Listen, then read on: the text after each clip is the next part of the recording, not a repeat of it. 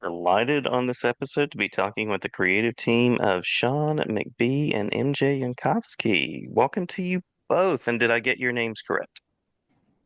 Mine's Yes. just fine. Perfect, perfect.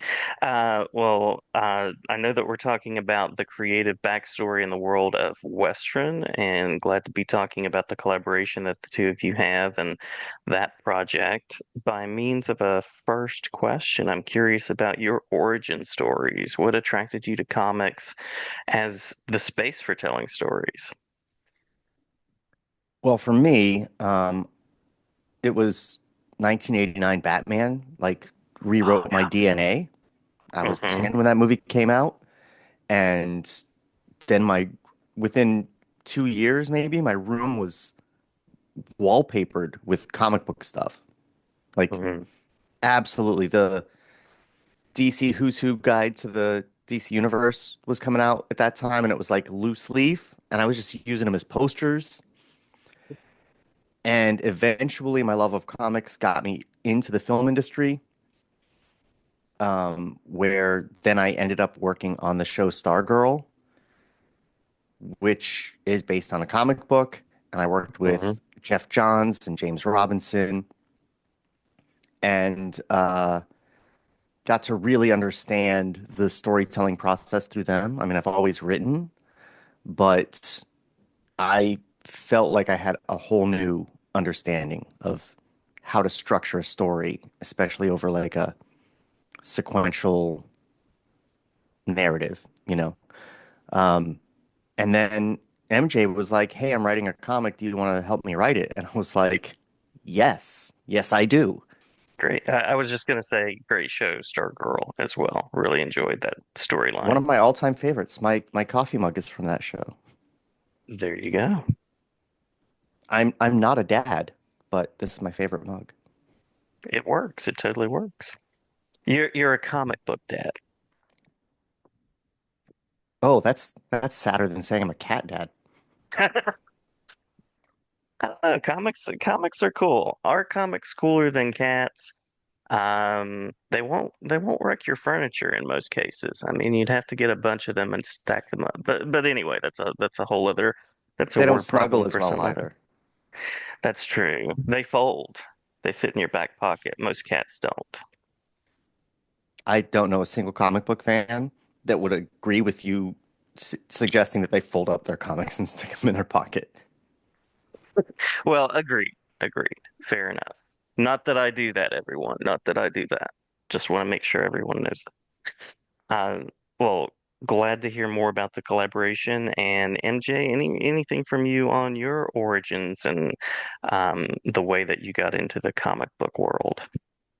As a kid, we had at home they were old Mickey Mouse, Donald Duck, such comics, and that's what I started reading. And comics had, I don't know, that appeal with visual storytelling, but also some words. It was something else for me than just film or a novel. And I just did, when I got older, I dived deeper, Marvel, DC, Image, Dark Horse, and yeah, and I was like, I really wanna have my comic of my own, something that I did help made. Now, that comic on this episode that we're talking about is Western. So how did Western come to be? MJ, I'll let you field that one. Oh, so I love detective storytelling. I love detective stuff and supernatural. I grew up with Slavic myths. My grandma was telling many different stories, uh, mostly about Baba Yaga because that was scary and scared us from places that we would not go there. Uh, and I didn't see Slavic mythology to be used in media, even in Poland. Uh, nor detective stories with supernatural bits and pieces. That's something that I also rarely see. And it just kind of came to be. Yeah, it's really not cool how much vampires and werewolves and mummies have and the Frankenstein monster have like capitalized the monster market. It's time to Hmm. branch out, guys. There's so Agreed. many rich myths from all over the world that like we gotta do something about that and bring them out. And so we've got mostly Slavic in this series, but we're also planning on introducing one from the Philippines, Scottish one, and it's all just like really weird, creepy stuff that is so far removed from what you typically get that it should be very interesting. Especially with the number of vampire stories that we currently have. It is time to branch out. Absolutely. Yeah, I mean, once the CW is like, we're gonna have three shows all about vampires, you know, teenage angsty vampires. Hmm. That's Hmm. full saturation at that point. That was one of the things about reading the log line, reading the description of the book that was really interesting to me that I was curious to hear about is this mixture of folklore and crime suspense. That's an interesting mashup and certainly bringing in elements of folklore that one does not often see in writing as well. Yeah, that was all MJ, really. By the time I came on board, he already was like detective Slavic monsters. Like that was the underpinning. So how he put those together, I'll have to let him explain. But I think that it's a really great way to, because when you think about like TV shows and procedurals, they always want to have something that gives your protagonist a way to engage with stories. That's the important thing in developing a TV series. So that's why you have doctors, because doctors are able to intervene in people's lives in their role as a doctor, and that's why you have police. You don't have a lot of, you know, accountants in these shows because they don't impact a person's life so heavily. But a private detective is a perfect entry point to get into a variety of different stories. And you know, why not monsters? Hmm. But MJ, why, how did you put those two concepts together? I, I just felt like they fit. I don't know. It was just a feeling. Two things I love. I will. Why not combine them? I think they fit really well together. And that's part of why MJ and I fit so well together is because we sort of write from different directions. MJ's very instinctual, very like I guess instinctual is the best word for it. And then I'm more analytical and I think about the structure and how to convey a particular thing and why. And he's really the idea machine. The initial idea he had was just like this dump of too many ideas to even handle. And we had to sort of sort it out.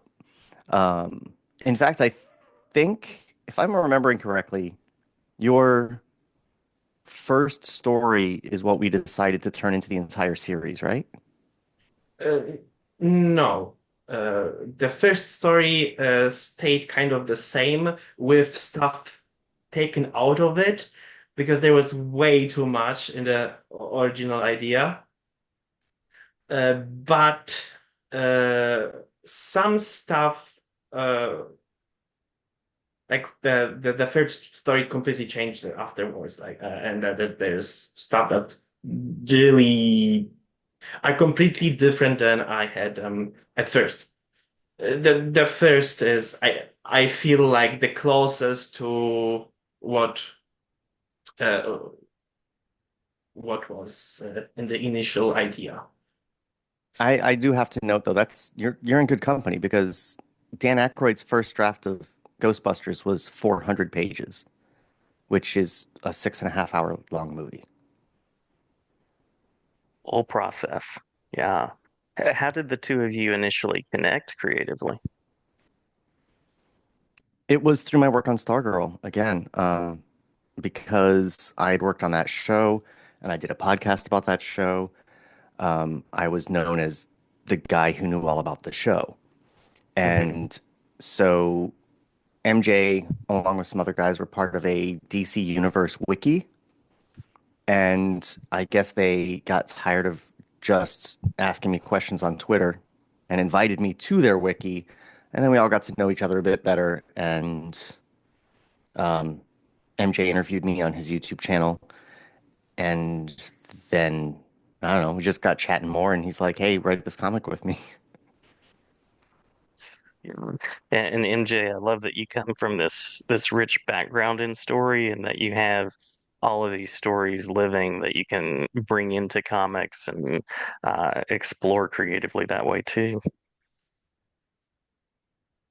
It's it's fun. If I understand you correctly, and you mean Slavic mythology. Yes, yeah. And Uh, it's fun. Witcher has some of that in it. Bringing your own take and your own spin.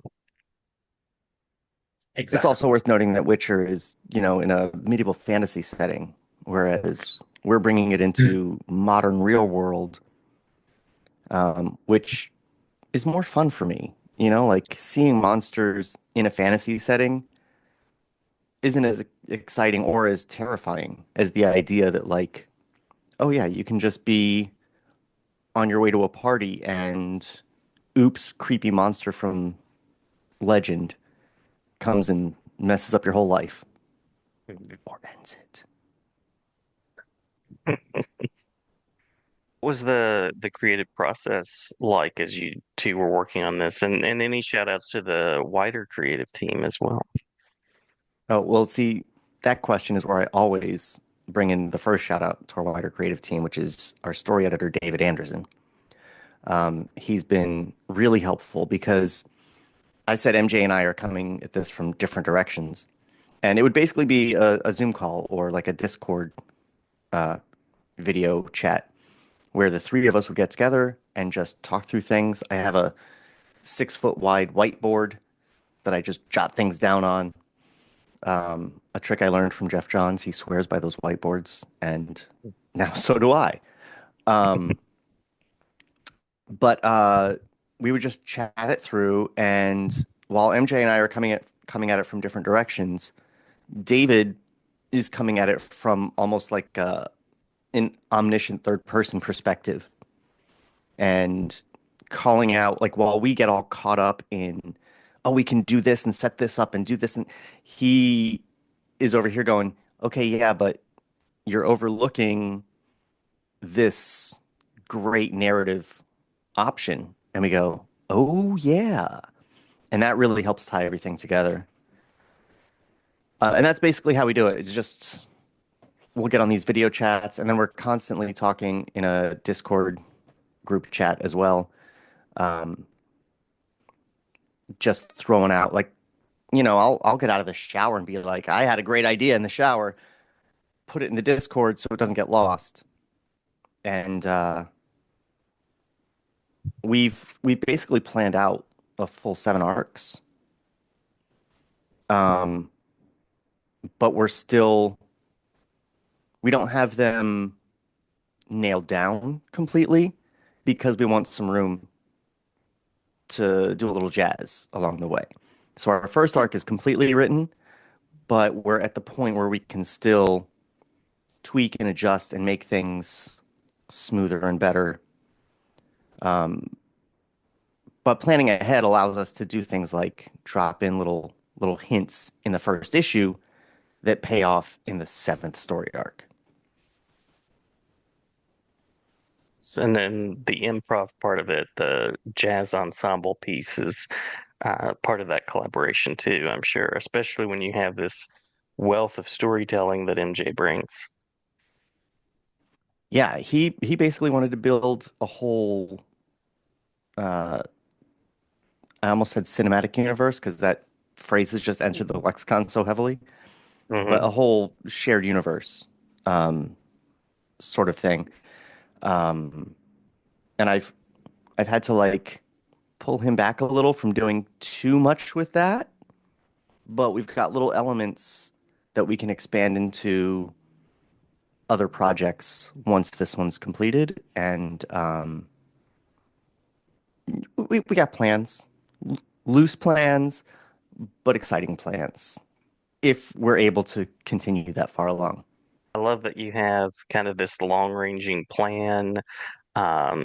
I'm picturing like the George Lucas notebook at this point, or as you mentioned, the whiteboard with like everything kind of spelled out. So may the creating continue, and I hope that the subsequent plans come to be. Well, I will say that it's sort of a rookie mistake to like plan this huge epic story. And I want to make it clear we're not really planning a huge epic story. Our seven story arcs are really they're individual cases that stand pretty much on their own. They're all separated by a couple of years Mhm, and take mhm, place over the course of I think it's 11 years over seven story arcs. And then our flashback, which runs throughout, in each story will tie into the main story thematically, but also the the flashbacks tell a continuous story throughout that end up leading us back to the beginning of the main story. So we fill in Jan's origin from the time he's 15 right up until the start of our series, basically. And then those seven disparate stories, if you read them all together, do end up making one grand story, but they can still be read on their own. Sort of like Terry Pratchett's Discworld books. mhm, mhm. Nice. Very smart in the storytelling too, to have something that stands on its own and also has that continuous piece, sort of that like wave throughout. Yeah, it all sort of developed over just chatting for hours at a time in a video chat. Curious, of course, about where we can find more information, and I love that you're bringing this mythology. I think mythology has always been an interest of mine. It's something that inspires me, and it's creative in so many ways. In a lot of ways, we've been talking around DC Comics, uh, just thinking about the way characters in that world kind of live their own mythology and are kind of like Greek gods transplanted in some ways. Yeah, absolutely. I've always been fascinated by weird, obscure European mythology. I was never really so much into the Slavic stuff. MJ's really been my introduction to that, but like obscure fairy legends from the Welsh and Celtic traditions have been a long time obsession of mine. I've got so many books. And one of those creatures is one that I insisted on bringing in when I came on board. I was like, we got to do this. It's not Slavic, but we're doing it, man. And Well, the we have an yeah. overarching reason for all these things to exist together. That was all MJ as well. MJ, I cut you off. You were saying something? I wanted to say that I was always open to having anything outside of Slavic myths as well, because why why why stick just to one obscure mythology when you can have them all? The story folds together. So if I am a listener and I want to find more information, I know there's a Kickstarter page. I also know that you mentioned that you have YouTube channels and such. Any place where I might be able to connect with the two of you? I think the easiest way would be westroncomic.com. It's got a link to our Kickstarter right there at the top. It's got links to all our socials. If you want to search on most of the socials, it's usually Westron Comic or Westron underscore comic. We are not on X. Nice, nice. Anything that either of you would like to add before we close out? Anything that we've missed? We haven't talked about the art, and I just want to Yes. shout out our incredible artists.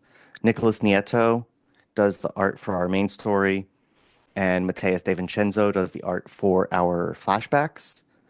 And we have two artists intentionally. They also live in the same town and they collaborate with each other. So there's a connection while we're still getting different art styles to help differentiate the two stories. Cool. And it was a long process finding the right artists. And these guys are great. They kill it. Their styles work perfectly for us. And they're fantastic. And I hope to continue working with them forever. Yeah, totally agreed with. Yeah. And Nice. our Kickstarter is live right now. People can go check that out. There's, at the time of this recording, I think 12 days left in the campaign. So jump on that. The issue is completely done. It just needs to be printed. And we hit our goal for that in 6 hours. Wow. And right now we're trying to just get some extra funds so that we can pre-fund getting the art done for issue 2 so we can do the same thing and have that ready to go as soon as the issue 2 campaign is done. Wonderful, wonderful. Well, it sounds like you're setting yourself up well for a long arc and a long collaboration. Glad to talk with the two of you,